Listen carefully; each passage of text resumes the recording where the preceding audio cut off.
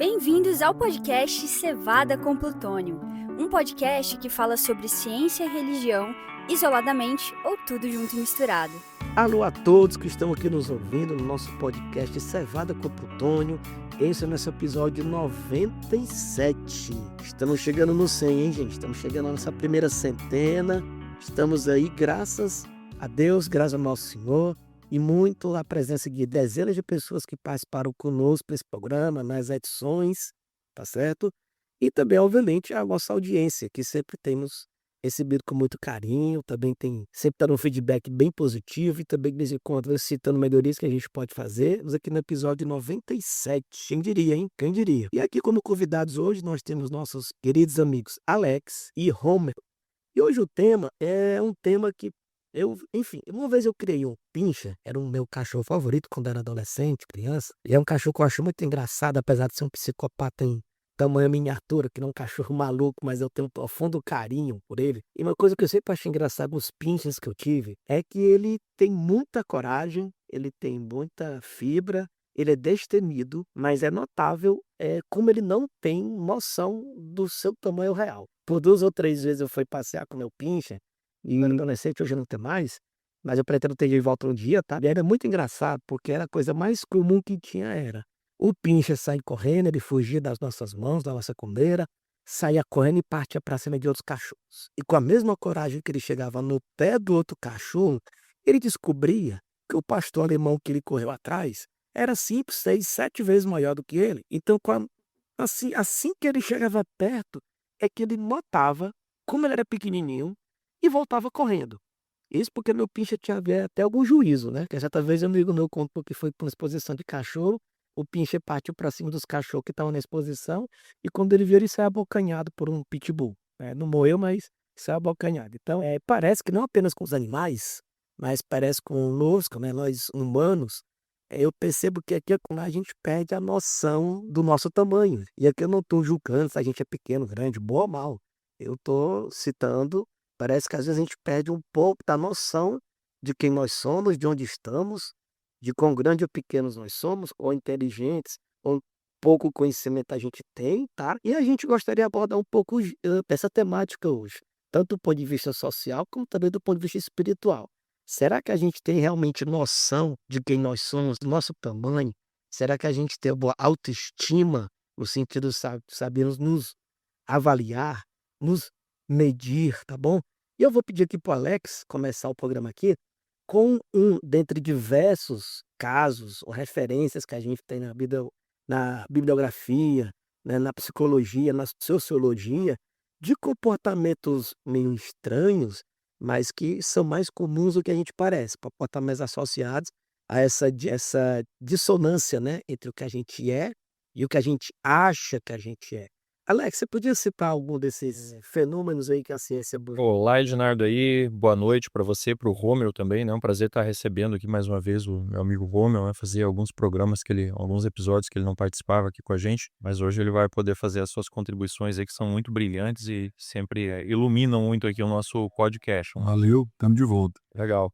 Nesse episódio a gente voltou aqui pro Clube do Bolinha, né, só tem meninos, mas agora só relembrando que a gente tem mais integrantes no nosso podcast, né, que é a Maura Brandão e a Paula Garcia, né, que gravaram aqui os 2 últimos episódios, né, do nosso podcast, o 95 e o 96. Então um abraço aí também para todas as meninas, né, espero que as meninas aí, hoje, pelo fato de não termos uma representante feminina, que não deixem de escutar o nosso podcast, né. Mas Ednardo, passando aqui para sua pergunta, o efeito Dunning-Kruger, quero deixar, assim, bem claro, já vou fazer um disclaimer, tá. E o disclaimer, são 2 palavras apenas, né, abre aspas, "quem nunca", né, quem nunca, eu não sei vocês, mas eu aqui, rapaz, quando eu vejo o efeito Dunning-Kruger, eu lembro aqui de muitos episódios da minha vida que aconteceram comigo, o efeito Dunning-Kruger, e continuam acontecendo, né. Eu acho que assim, ser humano por ser humano, acho que todos nós, em um momento ou outro, área ou outra, eh,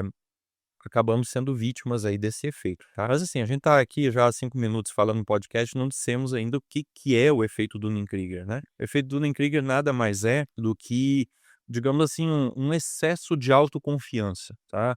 Ele é um viés cognitivo, né, e esse efeito aí ele descreve um fenômeno que é quando indivíduos que têm pouco conhecimento ou habilidade, né, dentro de uma determinada área, eles superestimam, a própria competência, o próprio conhecimento deles, né, e eles acreditam que eles são mais especialistas do que eles realmente são. Então, o efeito Dunning-Kruger, ele é aquela situação em que a pessoa, né, assim, até peço perdão aqui, né, e eu já fiz o disclaimer aqui, eu já disse que sou vítima disso, então também eu acho que não tem tanto problema da gente falar aqui um pouco mais, assertivamente aqui sobre isso, né.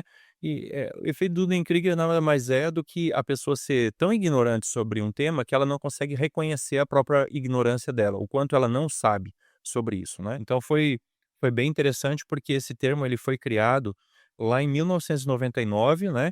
Isso, assim, em termos científicos, em termos de psicologia, a gente pode dizer que é um conceito até recente, né, considerando aí que a gente tem filósofos aí, outros conceitos são bem mais antigos do que isso. Então ele é de 1999 e ele foi cunhado aí por psicólogos sociais, o David Dunning e o Justin Krieger, né, na Universidade de Cornell, nos Estados Unidos. Então é uma universidade muito famosa lá nos Estados Unidos, né, e qual que foi a motivação para eles, né, para descreverem esse efeito Dunning-Kruger? Foi o caso MacArthur Wheeler. Em 95, né, ou seja, cerca de 4 anos antes deles, inventarem esse termo, tinha um homem lá nos Estados Unidos chamado MacArthur Wheeler, né, na cidade de Pittsburgh. Ele roubou 2 bancos, é isso mesmo que você ouviu, tá? Ele assaltou 2 bancos em plena luz do dia, e ele não usou máscara, né. Aqui no Brasil isso é até mais comum, mas nos Estados Unidos, não é comum você cometer esse tipo de crime, né, assaltos, etcétera, com a cara desnuda, porque existem sistemas de segurança, né, e câmeras, etcétera e tal, e a base de dados da polícia é muito robusta, é muito eficaz, né. Então, assim, você assaltar um banco sem uma máscara, né, em qualquer lugar é complicado, nos Estados Unidos muito mais ainda. E aí eles começaram a estudar esse fenômeno, por que que ele fez isso? Olha só o que que o MacArthur Wheeler fez. Ele passou suco de limão no rosto, tá certo? É isso mesmo, você não ouviu errado, ele passou suco de limão no rosto, porque ele acreditava que passando suco de limão no rosto ia tornar ele invisível para as câmeras de segurança. É, porque ele tinha um conhecimento superficial de tintas invisíveis, tá? Existem algumas tintas que elas são usadas por fraudadores, por exemplo, em canetas, né, que você passa um ácido ou com o próprio tempo aquela tinta vai desaparecendo, né. Então e ele achou, assim, que como você passava suco de limão na caneta para lá, né, na tinta para ficar invisível, se ele passasse suco de limão também no rosto, ele também ia ficar invisível e a câmera não ia mostrar ele, né. Então, assim, realmente como aquilo que a gente chamaria, né, num bom português, assim, de uma imbecilidade, né, foi uma idiotice sem tamanho. E aí eles estudando, né, o David Dunning e o Justin Krieger estudando esse caso, eles descreveram um comportamento muito interessante, né, que, o comportamento é assim, as pessoas incompetentes, elas são incapazes de reconhecer a sua própria incompetência, né, e aí eles publicaram um artigo chamado Unskilled, Unaware of It. O que seria uma tradução em português, assim, uma tradução livre seria inábil, né, ou sem habilidades e não sabe disso. E aí eles demonstraram que as pessoas com baixo desempenho em testes de lógica, gramática e humor, eles tinham a tendência de superestimar a sua performance, tá. Então isso aí é objeto sim, né, de um artigo científico, né, e demonstrou esse episódio. Então, só que assim, o efeito Dunning-Kruger, muitas vezes a gente leva, assim, para esses casos extremos, né, que a pessoa faz uma coisa muito tosca, né, alguma coisa, assim, muito absurda. Mas ele acontece na nossa vida, no dia a dia também, né. Muitas vezes a gente vai começar alguma coisa nova e comigo, por exemplo, assim, eu vou fazer vou desenhar tal coisa, né, porque eu gosto como hobby eu gosto de desenhar, então eu vou começar a fazer esse tipo de desenho aqui, nesse estilo.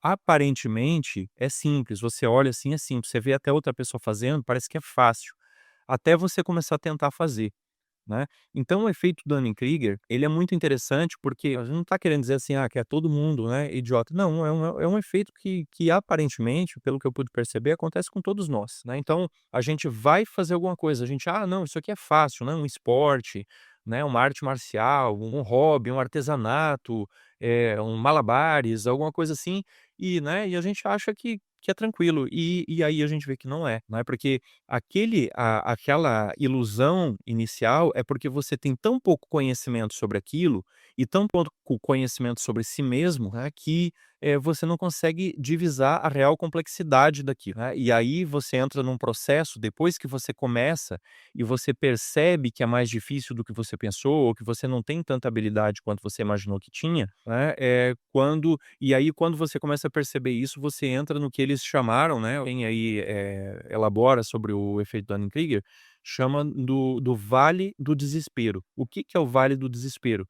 É quando você começa, né, você achou que ia com tudo, e aí de repente você vê que não está produzindo, né, eu acho que todo mundo lembra daquele meme que circulou o país todo, né, do bolo do Mickey, né, que a pessoa contratou lá um bolo do Mickey, e era todo lindo, daí a pessoa vendeu o bolo como sendo, né, o bolo era uma imagem que obviamente não era dela, né, era um bolo do Mickey perfeitinho, daí ela entregou, e aí tinha a foto do bolo original e do bolo como é que ficou, né, o bolo que foi prometido, o bolo que foi entregue. Então assim, o bolo era tão feio que ele chegava a ser engraçado, né, a situação assim é ridícula. Então esse é o vale do desespero, é quando você tenta fazer e vê que você está muito longe daquilo que você imaginou que estaria, né. E aí, nesse ponto, Ednardo, muitas pessoas acabam, desistindo daquilo, tá, Rômulo? A pessoa desiste, porque ela foi toda empolgada, ela foi com aquele senso, né, assim: "Ah, isso aqui eu vou tirar de letra, isso aqui é mamão com açúcar pra mim", né. E aí ela vê que ela tá muito distante, já quando ela começa a ter um pouco de conhecimento, ela vê que ela tá muito distante. E aí nesse momento muitas pessoas abandonam o que elas estavam fazendo, abandonam às vezes um emprego, abandonam às vezes um relacionamento, abandonam às vezes, né, um hobby, um esporte, né, um lazer, é uma nova habilidade, por quê? Porque você entrou no vale do desespero, você tem um choque de realidade, né. Então, isso aí é um negócio muito interessante, né, muito interessante essa questão do efeito Dunning-Kruger.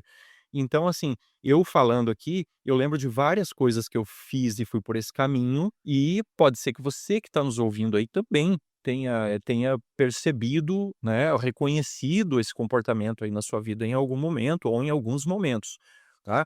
Então, assim, se você reconheceu, calma, que isso é perfeitamente normal. Isso só diz que você é um ser humano como qualquer outro.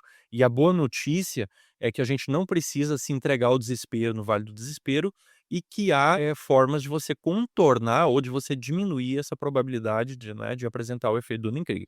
Mas eu vou deixar isso para falar depois aí, porque eu quero agora devolver a palavra aqui para o Ednardo, né, que eu também quero ouvir as considerações aí do Rômulo nesse sentido também. Então, Romeu, agora que também tu fazer aquele bate-bola, né, a gente escutou um pouco do Alex aqui falando sobre um dos fenômenos estudados, tá, sobre essa dissonância, né, cognitiva, quer dizer, a pessoa acha que é uma coisa e na verdade não é tanto quanto ela acha. Inclusive o a interessa aqui é o seguinte, né, que nesse efeito, os pesquisadores também descobriram o seguinte: geralmente quanto mais conhecimento real, uma pessoa tem de um determinado tema, mais ignorante ela se sente, no sentido de, por exemplo, se você perguntar para um cientista nuclear, um tridoutor em energia nuclear, que trabalhou em projetos de usinas nucleares, ou o maior cientista teórico, prêmio Nobel das ciências nucleares, física, química, qualquer coisa, se você perguntar para ele o quanto ele sabe, a tendência desse cara é dizer justamente que ele só sabe uma gota no oceano, porque como ele tem, apesar de saber muito sobre aquele assunto comparado comigo, com os colegas aqui que estão comigo no programa, comparado com pessoas que estão nos ouvindo, certamente esse cara sabe 1000 vezes mais do que a gente. Como ele conhece muito daquele assunto, ele sabe que tudo que ele sabe é só uma gota no oceano de conhecimento. Então esse efeito é interessante que é isso, né, que quanto mais ignorante aquela pessoa é naquele assunto, mais ela acha que sabe. E quanto mais conhecimento no outro ponto, quanto mais conhecimento a pessoa tem real daquele assunto, mais ela tem noção de quanto ainda ela tem que aprender. Ah, esse é um efeito bem interessante, mas eu queria destacar mais essa questão essa dissonância, especialmente nesse ponto que o Alex falou, entre o que a pessoa de fato sabe e o que ela acha que ela sabe. Romulo, o que que você podia comentar também sobre sobre este fenômeno. Então também tem outras. Olha, muito bom, viu, de nada. Gostei bastante da exposição aí do Alex e me vieram algumas coisas à cabeça. De cara, nosso amigo Sócrates, né, com a célebre frase "só sei que nada sei". E eu fui ler um pouquinho aqui a respeito dele. É um comentário aqui na internet dizendo que essa frase indica que a verdadeira sabedoria começa com a consciência da própria ignorância. E esse daí é o universo, né? Quando a gente realmente tem consciência dessa ignorância, como você mencionou, a gente reconhece a nossa limitação. Só que a gente vê que, por outro lado, a verdadeira ignorância, ela começa por essa zero consciência das nossas limitações, né? E esse efeito psicológico, ele é realmente bastante interessante, porque ele está na raiz de vários problemas que a gente enfrenta hoje, né? Eu percebo que a gente parece viver uma verdadeira epidemia desse efeito aí na nossa sociedade, na questão de muita radicalização de opiniões, o que a gente tem falado muito hoje sobre a polarização em vários campos, especialmente na política, né, nos que eu estou mais próximo, sim, no campo profissional, mas em várias outras coisas também, e a gente percebe isso acontecer muito. Então, trazendo também para o contexto do que a gente tem aqui do podcast, da nossa essência, da nossa filosofia, no aspecto espiritual, isso também é muito possível. E aí a gente percebe uma certa incoerência, né, do que muitas vezes a gente prega sobre tolerância, missão, alcançar pessoas, quando às vezes a gente tem uma tendência a se isolar na nossa bolha, né, do ponto de vista religioso.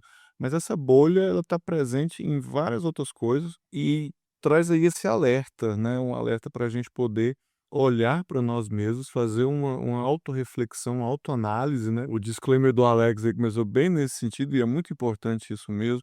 A gente não está aqui para tacar pedra em ninguém, para criticar os outros, é para fazer uma autocrítica, porque quantas vezes nós mesmos não percebemos isso acontecer com a gente. Então a gente é cheio de certezas e tal, mas a gente precisa olhar mais para dentro de nós mesmos e percebemos que as nossas limitações também podem nos ajudar a crescer.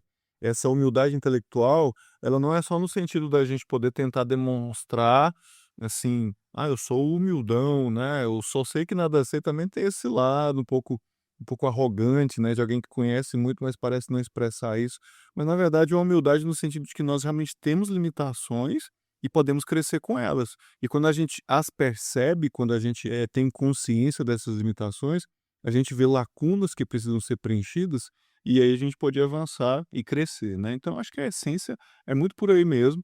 E o que eu pego de aplicação prática e de um resumo geral do que a gente tem falado até aqui por esse viés, né? Vão ter alguns outros que você vai apresentar aí para nós, é a gente olharmos para nós mesmos e termos a compreensão de que encontrarmos lacunas e falhas é algo produtivo e é algo construtivo para nós, e aí a gente vai perceber que esse efeito, ele é aparentemente uma coisa nociva, ruim, danosa, ele pode se tornar em algo construtivo para nós também. Bem, o Alex já abordou aqui esse efeito, né, do Dunning-Kruger, esse fenômeno da pessoa. É interessante que eu acho que o Alex, não sei se o Alex comentou, eu acho que não, que quando esse cara foi preso, o que foi estudado nesse caso do assalto, ele estava inconsolável, porque ele não conseguia entender como foi que prenderam ele, porque ele tinha absoluta certeza que um tal do limão na cara tinha funcionado. Ele se achava realmente um gênio que tinha descoberto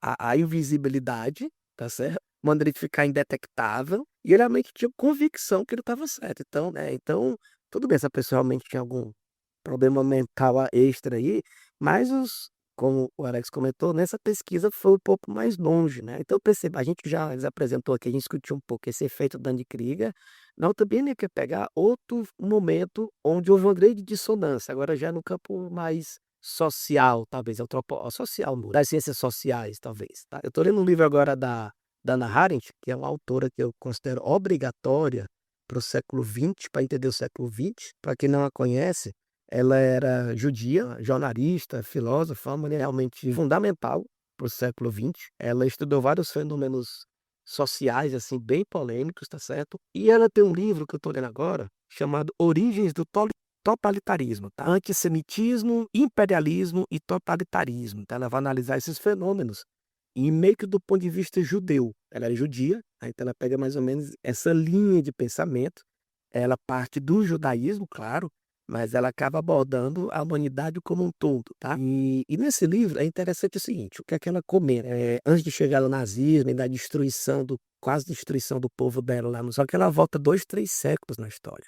E o que é que ela discorre nesse livro, uma boa parte dos capítulos, tá? Para dar esse embasamento. O que é que ela vai perceber? Os judeus, como qualquer grupo humano, seja brasileiro, seja iraquiano, seja francês, australiano, não interessa, nunca é um grupo uniforme. Temos coisas que nos tornam comuns, seja como adventistas católicos, por exemplo, ou espíritas, temos coisas que nos tornam comuns, mesmo assim, que nos ligam, que nos tornam um grupo naquele aspecto, seja religioso, nacionalista, ou ideológico, ou trabalhista, qualquer o que seja. E, obviamente, temos divisões entre nós. Então, o que acontece? O que é que ela aborda, por exemplo, ali a partir do século XVII, diz, havia os judeus de elite, havia os judeus banqueiros, ou envolvidos na burocracia das grandes potências europeias, judeus muito poderosos. E esses judeus, apesar do antissemitismo que existe, ele fica parecendo com o antissemitismo, né? Começou com os muçulmanos agora, que é a acusação que eles recebem, né? Ou começou com os nazistas. Não, o antissemitismo já existe da época romana, já, tá? Até antes que os romanos já. Então não é de hoje que existe antissemitismo. Só muda a cara, mas ele tá lá sempre. Então o que acontece? Ela analisando o antissemitismo, o que é que ela percebeu? Dentro do grupo judeu também, como em qualquer grupo humano, já falei, já judeus ricos, bem instruídos, autoridades que trabalhavam junto dos reis, dos imperadores da Europa, dos grandes poderosos. Eles tinham influência, emprestavam dinheiro, prestavam seu conhecimento, prestavam seu talento. Mas também havia uma grande massa de judeus, muito pobres, gente simples, gente sem instrução. Mas olha que fenômeno interessante. E isso vai chegar lá no nazismo, que foi o ponto mais baixo da história desse povo, né? Assim, só comparado talvez ali com a grande diáspora, pô, primeiro século depois de Cristo, talvez. Tá pior na minha opinião, pessoal. O antissemitismo chegou no ponto mais baixo ali nos anos 40 do século XX, tá, pelos alemães. Mas o que acontece? Ela vai abordando no livro enquanto parte, especialmente da elite judaica, ela não se sentia alvo do antissemitismo. Porque, afinal de contas, o antissemitismo que eles viviam na Europa era para aqueles judeus pobres que vinham dos pogroms da Rússia, era para aqueles judeus sem instrução, aquele judeu, desculpa, gente, entre aspas, tá? Isso aqui é só para ilustrar, tá? Aquele judeu esquisito, barbudo, ortodoxo, tá? Aquele judeu bem espantalho, aquele judeu bem estereotipado. Então, aquele judeu de elite, ele entendia que o antissemitismo não era para ele. Se o judeu era chamado de qualquer coisa, assassino de Cristo, ou de aproveitador, ou de sabotador qualquer coisa, não era contra ele. Esse judeu era rico demais, ou ele era instruído demais, ele era secularizado demais, porque lembrando, judeu tem a ver mais com a questão étnica do que religiosa, né? E, por exemplo, na época do Hitler, ele não queria saber se você era um judeu religioso ou não. Bastava ser de segunda ou terceira geração que era judeu igual. Então, o que acontece? Esse judeu, ele se achava distante daquela confusão. Se estava vendo antissemitismo, por exemplo, como no caso do capitão Dreyfus lá na Europa, na França, que fica para outro dia, ele se sentia a parte daquilo, porque a confusão não é comigo, tá? Aquilo não é comigo, eu estou acima disso. Então, mais ou menos, mais uma vez, você tem um fenômeno onde uma pessoa, não mais por uma questão psicológica, mas por uma questão de status social, ela se achava alheia daquele problema. Novamente, não, a pessoa está falando mal dos judeus, mas não é contra mim. Eu não sou esse judeu ignorante que essa pessoa é contra. Eu não sou esse judeu inútil que a sociedade... Eu sou um judeu diferenciado. E ela vai abordando no livro comentando que esse antissemitismo gerou imperialismos também, totalitarismos, e esse judeu de elite, que achava que não seria afetado por aquela tragédia, acabou sendo arrastado também. Tudo bem, quem fugiu, quem tinha influência, talvez tenha conseguido escapar antes. Mas o fato é que só na Europa foram 6 milhões de judeus. Então, mais uma vez, pegando esse mesmo tema, o tema central do programa hoje é: às vezes a gente perde a noção com questões de uma autoestima errada, como a gente está se enxergando, tá?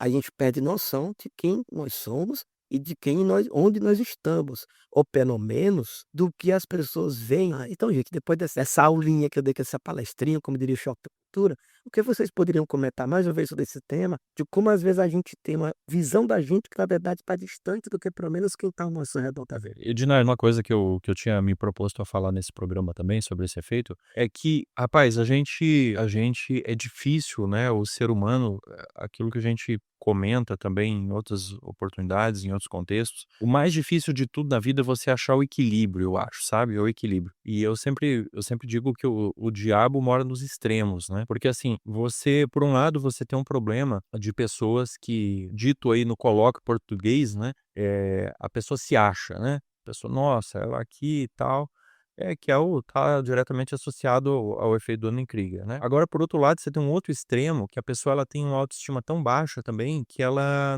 não assume o protagonismo, né, em muitas situações, e ela fica numa postura mais passiva, com uma falta de confiança própria e tal, e aí ela não faz, acaba perdendo oportunidades, acaba deixando que outras pessoas, às vezes até menos preparadas, né, acabem levando, o objeto, né, ou aquilo que ela desejar, né. Então assim, olha a importância da gente pedir para Deus o discernimento, pedir para Deus o equilíbrio, pedir para Deus a sabedoria, porque você precisa, né, se por um lado você não pode ser uma pessoa arrogante, prepotente, né, uma pessoa, com conhecimento, digamos assim, com uma autoconcepção exacerbada, né, por outro lado, você também não deve ser aquela pessoa que está pedindo perdão para o mundo por existir, né. Então assim, eh, o grande a grande sabedoria é como você pode ter uma autoconfiança, como você pode ter uma autoestima saudável, né, mas sem com isso você incorrer num excesso que justamente vai te expor ao ridículo, né, e vai muitas vezes te frustrar, causar um impacto psicológico, né, num nível de frustração aí que desanima, que enfim, né, que acaba jogando você para um extremo oposto, né. E tem uma frase aí que eu não sei se é originalmente, né, se é isso mesmo, mas se atribui ao divulgador da ciência aí, né, o Marcelo Gleiser, né. E a frase eu achei muito interessante, não é uma frase, é um pensamento, na realidade uma analogia, né. Ele diz assim que a fronteira do conhecimento é como uma ilha, né, imagina que você está numa ilha bem pequenininha, e à medida que você começa a aumentar o seu conhecimento, é como se você começasse a fazer crescer aquela ilha, né, não sei se dragando, se trazendo areia de algum lugar, alguma coisa assim, mas essa ilha vai aumentando. À medida que você estuda, que você pesquisa, que você tem experiência, né, que você, começa a ter contato realmente com a matéria, né, aí você vai aumentando o tamanho da sua ilha. Mas paradoxalmente, quanto mais a ilha aumenta, maior é a área de contato dela com o oceano. Então, assim, você aumenta o seu conhecimento, mas ao mesmo tempo você aumenta a fronteira daquilo que você não sabe, né. Então isso é muito interessante, isso na nossa vida é assim mesmo também. A gente vai aumentando o nosso conhecimento, a nossa ilha está maior, né. Espera-se que se você esteja trabalhando, esteja estudando, né, sobre um determinado tema, que depois de um tempo você vai ter um conhecimento maior. Mas se o seu conhecimento foi adquirido de maneira saudável, você vai ter um reconhecimento maior da fronteira daquilo que você não sabe. Você vai descobrir mais perguntas, você vai descobrir mais áreas nebulosas, né, que você realmente não tem, conhecimento e possivelmente outras pessoas também não têm, né. Então, é algo assim para gente pensar, né, você citou aí o caso ali dos judeus, né, e você estava falando, eu estava lembrando da rainha Esther, né, porque lá no livro de Esther, eh, tem um dado momento que Mordecai ou Mardoqueu, dependendo da versão da Bíblia que você usa, né, o nome aí do tio dela ou do primo dela, ele chega para ela, né, e diz: "Olha, tem esse decreto aqui, né, que o malvado Amã mandou fazer contra os judeus para exterminar os judeus, né, no mês tal, no dia tal, os judeus". E aí a rainha Esther começa a apresentar, assim, aparentemente, né, pelo contexto até daria pra gente interpretar que ela começa a apresentar desculpas, né: "Ó, não, mas, ó, veja bem, eu não posso ir lá na frente do rei, né, porque o rei se eu chegar lá com, sem ser convidada, eu posso ser morta, né, se o rei não estender o cetro na minha direção e tal, eu posso ser morta". E aí o Mardoqueu fala assim: "Olha, se você tá achando que porque você é a rainha e sendo judia você vai escapar dessa mortandade aí, pode ir tirando o cavalinho da chuva, porque, você vai perecer e Deus vai levantar a salvação para os judeus de outro lugar, né". Então, assim, Mardoqueu deu a real para Esther, né. Então é isso, às vezes a gente tem esse excesso de autoconfiança, às vezes a gente se coloca, né, Ednardo, acho que dentro dessa analogia que você trouxe, assim, o que tem diretamente a relação com o efeito Dunning-Kruger, é você se colocar num patamar, né, em que você na realidade não está, mas você acha que você está, né. Então, assim, esse exercício, né, da modéstia, da humildade, ele é muito importante pra gente em qualquer momento. O próprio Jesus Cristo disse isso, né. Jesus disse assim: "Ó, quando você entrar, né, num banquete, não senta lá no primeiro lugar, porque se não é aquele o teu lugar, né, o anfitrião ele vai mandar você ir para um lugar mais modesto e isso vai ser uma vergonha para você. Então é melhor que você sente num lugar mais humilde e seja convidado para mais perto do que o contrário. E olha quanta sabedoria nisso, né. Então assim, quando a gente pensa, né, é ruim, os dois ruins são desculpa, os 2 extremos são ruins, né. Eu ter uma autoestima exacerbada e eu ter uma autoestima muito diminuída, né. E o livro de Provérbios também fala, né, Salomão diz que é melhor aquele que se estima em pouco e tem servos do que aquele que se gaba e anda necessitado de pão, né. Então assim, é ruim a Bíblia não está dizendo que você tem que ser um Zé coitado, né, que você tem que ter uma autoestima lá no chinelo, não é isso que a Bíblia está dizendo. Mas a Bíblia está dizendo assim, se é para você errar, né, se você for errar, é melhor que você erre pelo excesso de humildade, não pelo excesso de arrogância. E eu acho que se a gente meditasse mais nisso, se a gente colocasse mais em prática isso na nossa vida, eu acho que muito desse efeito do Dunning-Kruger aí, ele seria diminuído, né, ele seria, aí pelo menos diluído, né, porque eu acho que na minha primeira fala aqui, eu acho que pelo menos eu tentei deixar claro, assim, você tem um efeito mais patológico, né, que é como o caso lá do MacArthur que a gente, citou, né, que é uma coisa, assim, muito exacerbada, que realmente é uma coisa muito grotesca, mas tem aquele mais discreto que acontece na vida de todos nós, né, que é justamente aquilo que a gente já comentou, né, daquela autoconfiança, né, que às vezes vem justamente de uma ingenuidade, né, de uma falta de contato com as coisas. Então, nesse sentido, né, principalmente nesse segundo caso, é que vale a pena a gente lembrar também, né, da assim, olha, tomar cuidado, a prudência, né, a Bíblia ela fala muito sobre a prudência, né, insiste muito na prudência. Jesus mais uma vez cita, né, "Sede simples como as pombas e prudentes como as serpentes". E essa prudência, ela vai evitar também que a gente, justamente vá, né, com a postura, excessivamente confiante, né, e acabe como Jesus falou aí, sendo convidado para se sentar no lugar mais humilde da mesa aí do que aquele que você sentou inicialmente, né. Muito bom, Alex. Eu acho que dentro do que você falou, a gente já percebeu aí alguns pontos, né, sobre essa questão da humildade, sobre essa questão do equilíbrio e também essa questão de que a busca e o aprofundamento do conhecimento vai ajudar a amenizar esse efeito, né, do lado danoso do efeito Dunning-Kruger na nossa vida. E aí, dentro dessa questão do conhecimento, eu vou lá para o apóstolo Paulo em Tessalonicenses, 1 Tessalonicenses 5, onde fala o famoso examinar tudo e retende o que é bom. E a gente precisa ter mais do que nunca essa atitude da gente poder ampliar os nossos horizontes. Só que a gente vive num contexto hoje em que a tendência não é de ampliar os horizontes, é de limitar, né? E de intensificar ainda mais esse efeito que vai nos fechando dentro da nossa ignorância. E aí no mundo de redes sociais, de algoritmos, né, a gente tende a se isolar dentro de uma bolha. O algoritmo vai nos trazendo, não examinar tudo, mas examinar tudo que você gosta, examinar tudo com que você concorda, examinar tudo que já faz parte do seu contexto de vida, e a gente vai se tornando hostil àquilo que é diferente. Isso é muito ruim, né, e vai nos transformando em pessoas isoladas, intolerantes, radicais, enfim. Então eu acho que a gente precisa também buscar essa ampliação do horizonte do nosso conhecimento, né, e estamos com a mente aberta para diversidade, no sentido de ouvirmos mais opiniões, de tentarmos analisar mais as coisas, de tentarmos perceber que muitas vezes há nuances dentro das coisas e não um verdadeiro maniqueísmo que existe muito forte, né? Acho que dentro do que você falou, o maniqueísmo se aplica muito, né? Essa coisa de simplificar as coisas, de limitar A e B, preto e branco, enfim.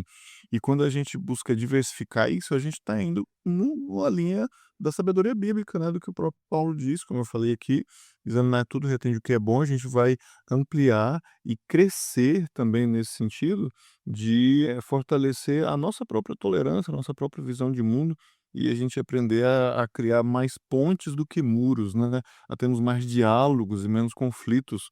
E eu acho que isso daí, do ponto de vista agora trazendo para o espiritual, que é o que a gente vai caminhar também, né, até analisando alguns episódios bíblicos e tal, isso vai ser muito, muito importante para nós. No nosso contexto aqui do movimento, de cientistas adventistas e tal, a gente trabalha nesse ponto sensível de conciliar essas coisas, conciliar ciência e religião, que muitos dizem ser incompatível, mas a gente cada vez mais vai percebendo que são coisas bem próximas e que a gente pode sim, viver um contexto religioso, buscar conhecimento teológico e tal, de qualidade, com boa ciência, com bom método, com bom conhecimento, e isso vai também ajudar a fortalecer a nossa fé. Né, tem um outro ponto aqui que eu queria aproveitar aqui da fala do Ronald, né, eh, que eu acho que trouxe alguns pontos bem importantes aí. Como é que você evita o efeito do Dunning-Kruger, né? Bom, eu acho que a primeira questão, acho que a gente já deu, né, aquilo que o Romeu trouxe, né, e também aquele fato, assim, de você manter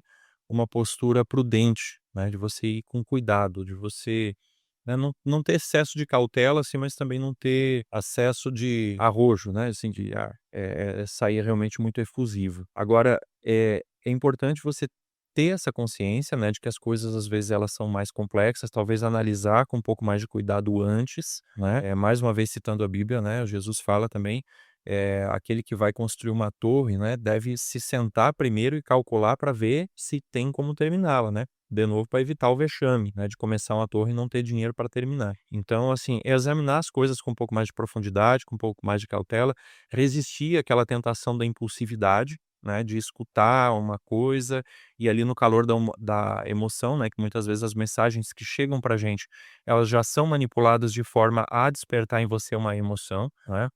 Hoje mesmo a gente recebe, né, diariamente aí uns vídeos e tal, e aí assim, você vê que o vídeo tem uma música, ele tem uma série de coisas que ele é levado para te despertar uma emoção, ou uma tristeza, ou uma saudade, ou uma raiva, né, e aí essa impulsividade ela não colabora com a gente. Então assim, espera aí, tá, tudo bem, eu vi o vídeo, eu vi a mensagem, eu vi né, o áudio, mas, deixa eu analisar um pouco mais friamente, antes de tomar uma decisão.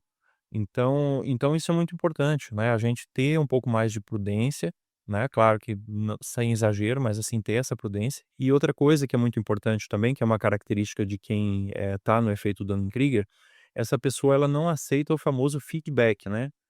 O que que é o feedback? Feedback é uma avaliação, é uma opinião de outra pessoa sobre você, sobre seu comportamento, né. Então, assim, você pedir um feedback é algo, produtivo, né, desde que seja da maneira adequada para uma pessoa que tenha a competência para isso, né. E você pegar uma opinião de uma pessoa que não vai falar necessariamente para você aquilo que você quer ouvir, mas vai te falar a verdade, aquilo que você precisa ouvir. E isso é extremamente importante, né. Então você, ter essa humildade, né, de você, assim, saber: "Olha, como é que eu estou sendo visto, né, como é que essa ideia que eu tenho aqui, como é que esse comportamento que eu tenho, está sendo visto pelas outras pessoas. O que que você acha disso?".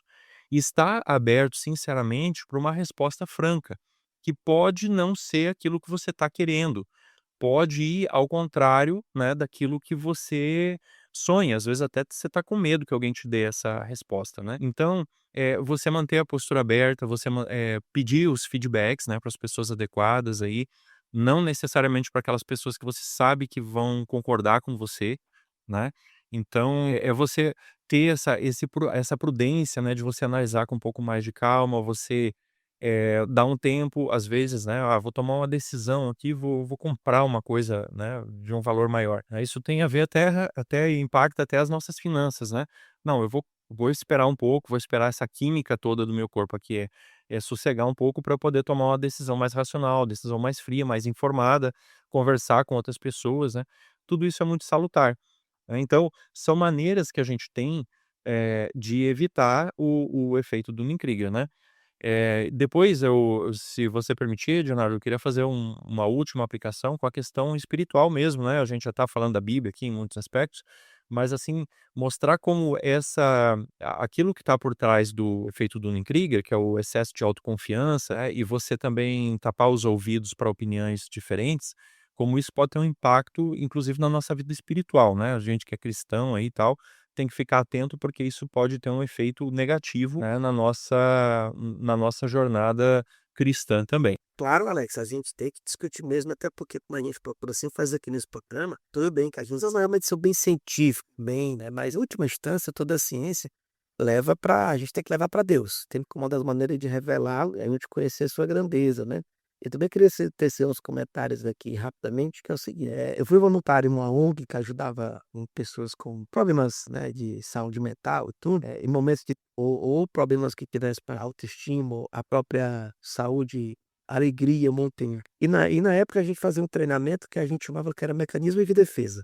Tá? Que é o seguinte, claro, eu não sou psicólogo, tá? Mas era interessante essa dinâmica que a gente fazia nas nossas reuniões das equipes, que era o seguinte, toda reunião a gente pegava mecanismo de defesa, é o termo que se usava, né? Eu sei que tem outros termos também, caso se referir à mesma coisa, que era, por exemplo, o medo, mecanismo de defesa, a inveja, o mecanismo de defesa. Várias coisas que são ruins são defesa, no sentido de eu pretendo preservar alguma coisa em mim, alguma coisa, e eu vou usar daquilo para preservar, por exemplo, o preconceito, o racismo, várias fobias que existem por aí, elas são mecanismos de defesa. Afinal de contas, por exemplo, eu estou defendendo determinada ideia que eu tenho, de interesse pessoal, econômico, minha autoimagem, seja lá o que for, eu quero preservar algo em mim e eu não quero que ninguém venha e tire isso de mim. Por exemplo, o exemplo cristão que você falou eu me considero uma pessoa salva, eu considero que eu me considero uma boa pessoa, eu considero um bom pai de família, um bom empregado,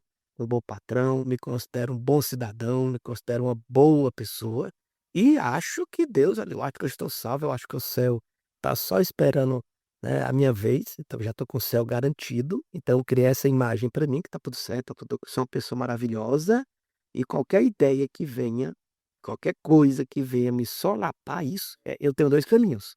Eu posso, opa, talvez realmente eu não seja essa pessoa tão legal. Talvez eu precise melhorar no aspecto A, B e C na minha vida, porque realmente eu estou com falha de caráter. Eu não sou uma pessoa tão legal como eu acho. Esse é o caminho mais saudável. Mas tem outro caminho também, né? É o caminho de não estar comigo. Isso é mentira, isso é inveja, isso é qualquer coisa. Então, por exemplo, esse tipo de autoimagem minha pode, por exemplo, me criar um sectarismo. Eu não quero que o mundo me contamine, então eu não vou me misturar com o mundo. No fim das contas, pode ser não uma prudência. Pode ser, às vezes, apenas uma maneira de eu não me contaminar e eu continuar achando que eu sou essa pessoa maravilhosa, linda, perfeita, e que os anjos, quando me vêm passando, batem. Então, esse é um exemplo de que a gente está falando novamente desse efeito Dunning-Kruger, mas apenas como um ponto de partida, mas a grande questão é essa distância de quem eu sou e de quem realmente eu penso que eu sou, e como a gente comentou aqui brevemente, existem inúmeros mecanismos de autopreservação, tá bom? E lembrando, a gente não preserva só o que é bom não, tá? Tem gente que preserva o que é ruim também. E às vezes a gente cria essas barreiras imaginárias na nossa cabeça para a gente se sentir longe dessa ameaça. O perigo é esse, que perigo é, enquanto você acha que tá tudo bem e não está, a verdade é que você está acumulando problema, né? As ameaças você se juntando fora da tua muralha e tem hora que ela pode não. Legal, Dina. Só assim, né, fazendo aqui a minha última contribuição aqui no programa de hoje, né, as principais características, então, do efeito para quem está acompanhando a gente, é você superestimar a capacidade, né, que é aquilo, a sua própria capacidade, que é aquilo que a gente comentou desde o início. Como decorrência disso, também as pessoas desenvolvem uma incapacidade de reconhecer a competência alheia, ou seja, a gente superestima a si mesmo e subestima as outras pessoas que estão ligadas, né, ao mesmo objeto ali que a gente tem interesse. A falta também daquilo que os cientistas aí chamam de metacognição, né, e o que que é isso? A pessoa, ela não consegue, assim como ela acha que ela tem uma competência muito alta, quando ela faz alguma coisa, ela superestima, ela superavalia aquilo que ela faz. E é sempre melhor do que o que os outros fizeram, né. E sendo na realidade pode não ser exatamente isso, né. E aí por fim, então, o tal do vale do desespero, quando a pessoa finalmente começa a aprender de verdade, ela começa a cair no desânimo, porque ela viu que ela não sabia nem pouco perto daquilo que ela achava que ela sabia, né, e que as coisas são bem mais complicadas do que ela, imaginou que seriam. E aí o que que você faz quando você está então no vale do desespero, né? Como eu falei no início do programa, é nesse ponto que a maior parte das pessoas abandona o que está fazendo e desiste, né? E simplesmente chega a uma conclusão também errada, né? Que é o outro viés cognitivo, que é dizer assim, isso não é para mim, ou eu não sou para isso, ou eu não tenho esse dom, ou eu não tenho esse talento. E que tudo isso é uma grande mentira, né? Então, quando você está no vale do desespero, você já deu um passo gigantesco, que você começou a entender exatamente a complexidade, né, daquilo que você está buscando, como é difícil, como você ainda tem um caminho para crescer, e justamente essa visão já mostra que você cresceu, já mostra que você evoluiu, né? Então, agora fazendo uma aplicação para a questão espiritual, né, a gente tem o livro Caminho a Cristo, né, que também ele é editado também com outro nome, que é Esperança para Viver. Quando você começa a se aproximar da verdade, quando você começa a se aproximar de Cristo, você começa a enxergar os próprios erros. E nesse momento muitas pessoas desesperam, né? Momento muitas pessoas desanimam, porque elas começam a enxergar aquilo que elas são. Por quê? Porque começaram a conhecer a pessoa de Cristo e começam a contrastar, né, o caráter, as atitudes, né, os objetivos, né, o espírito de Cristo e começa a contrastar com a sua própria vida. Então, nesse momento, não significa, né, fazendo aí com as palavras do autor, não significa que você, né, que você não é para o cristianismo, que não, você simplesmente está dando um passo gigantesco que é reconhecer a condição humana, né, e a nossa necessidade de salvação. E quando você não dá esse passo, o que que acontece? É o pecado contra o Espírito Santo. Olha só que interessante isso, né? Porque o que que é o pecado contra o Espírito Santo? Eu, por muitos anos, talvez até décadas, eu não entendia o que que era o pecado contra o Espírito Santo, porque eu sempre tinha aprendido assim que o pecado contra o Espírito Santo era você insistir no pecado de forma que você cauteriza a sua consciência e aí você cauterizou a consciência, então o Espírito Santo não fala mais com você. E não está errado isso, não está errada essa definição de pecado contra o Espírito Santo, que é isso também, mas não é aquilo que está exatamente naquele contexto do evangelho em que Jesus fala, né, porque aquela frase para mim aquela fala de Cristo parece que ficava deslocada desse conceito do pecado contra o Espírito Santo, né. E em que contexto Jesus fala do pecado contra o Espírito Santo? É quando os fariseus disseram que Jesus estava fazendo milagres, sinais e maravilhas por Beelzebu, que era o príncipe dos demônios. Olha que coisa terrível, né. E isso aí é o pecado contra o Espírito Santo. Por quê? Porque Jesus estava dando um testemunho claro e direto da sua natureza divina, estava demonstrando para essas pessoas claramente quem ele era, né, a natureza das obras dele, e eles estavam dizendo que aquela demonstração clara era obra do inimigo de Deus. Ou seja, a única porta que eles tinham para receber a iluminação a respeito da verdade, né, da condição de vida deles, eles fecharam, né. O Espírito Santo estava mostrando para eles os milagres de Cristo, que não tinha explicação, não tinha como negar aquilo. E aí eles disseram assim: "Não, aquilo que é o meu braço de salvação, eu vou rejeitar, porque aquilo é do inimigo". Então, eles mesmos se fecharam, se entrincheiraram numa posição em que não tinha mais alcance para eles. Por quê? Porque a única forma que Deus tinha de salvar eles, que era dar aquele testemunho, de mandar o Espírito Santo também, né, de mostrar o trabalho de Cristo, eles fecharam. Então, e isso tem diretamente a ver com o assunto que nós estudamos hoje, né, que a gente discutiu aqui no podcast hoje. Por quê? Porque a pessoa que ela se entrincheira nesse orgulho espiritual, em que ela se julga, numa posição tão alta, que ela tem esse amor, né, ao próprio eu, né, tão acariciado, que não admite uma repreensão, que não admite mesmo a possibilidade da ideia de estar errado, né, essa pessoa então, ela está pecando contra o Espírito Santo, né, porque o Espírito Santo não pode alcançar a pessoa, não porque ele não tenha poder, mas porque a pessoa fechou as portas. É igual a pessoa lá que ela teima que a Terra é plana, né, aí coloca a pessoa num foguete, né, e aí ele vai até uma certa altitude e vê a curvatura da Terra, ele diz: "Não, isso aqui é uma tela que foi colocada aqui, uma tela de TV para me enganar, eu não estou olhando o lado de fora do avião ou da nave, eu estou olhando aqui uma tela que foi colocada aqui". E eu estou falando isso, parece ridículo, mas é o que muita gente defende com relação à terra plana, tá? Então é isso, né? A gente tem que tomar muito cuidado com esse orgulho, né, das nossas opiniões, das nossas ideias, né? E a mesma autora também, ela diz que o pecado que está mais desesperançadamente, né, próximo de ser imperdoável é o orgulho da opinião própria.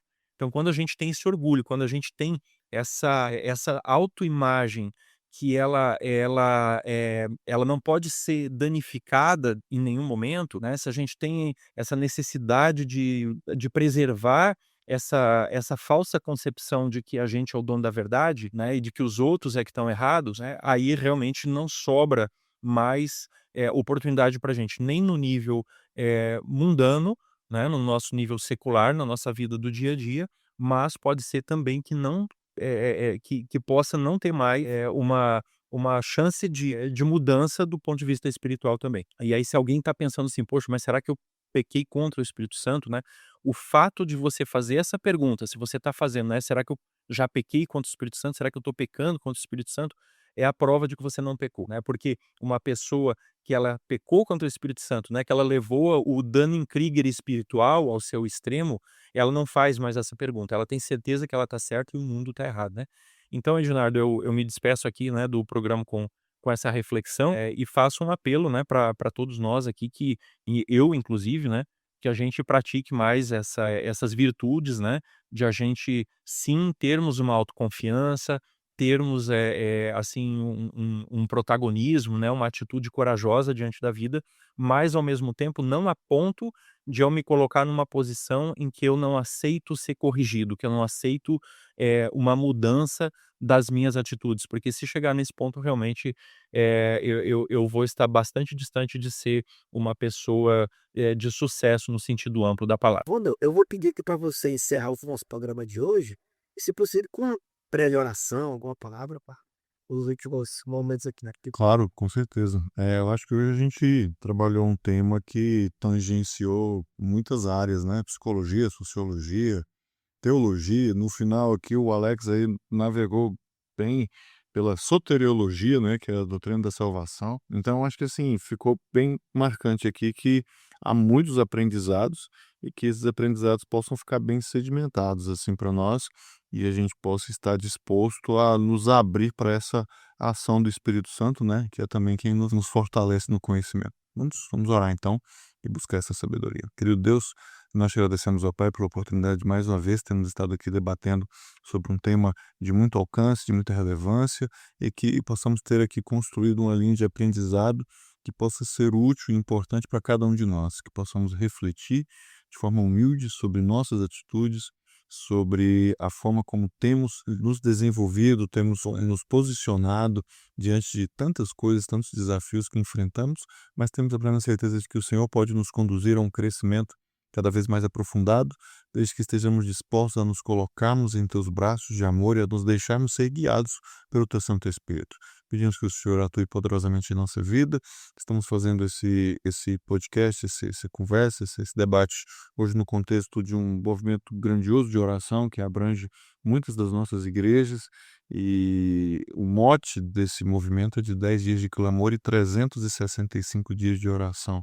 Que a nossa vida devocional, a nossa vida de oração esteja realmente presente em todos os dias da nossa vida e assim a gente vai estar realmente se afastando desse efeito Dunning-Kruger espiritual e vamos estar tendo a plena certeza de que vamos receber o pleno conhecimento que vem do Teu Santo Espírito atuando em nossa vida e nos ajudando a sermos luz onde quer que estejamos. Te nos abençoar e nos livre de fora que nós pedimos e agradecemos em nome de Jesus. Amém. Você já nos segue nas redes sociais? Não? Então siga-nos agora mesmo no Spotify e inscreva-se no nosso canal no YouTube. Assim, você não perde nenhum episódio do nosso podcast que vai ao ar toda quinta-feira às 5 horas da tarde. E se você é adventista, aluno ou titulado com mestrado ou doutorado em qualquer área do conhecimento, faça parte do movimento Cientistas Adventistas. Mande um e-mail para cientistasadventistas@gmail.com. Será um prazer ter você conosco. Aviso! O Movimento de Cientistas Adventistas é um ministério de apoio que não possui vínculo jurídico ou administrativo com a organização da Igreja Adventista do Sétimo Dia. O podcast Cevada com Plutônio não fala em nome da Igreja Adventista do Sétimo Dia, suas instituições, ministérios oficiais, obreiros ou colaboradores. Se você gostou deste episódio, assine gratuitamente nosso podcast no Spotify, Amazon, Apple e se inscreva no nosso canal no YouTube.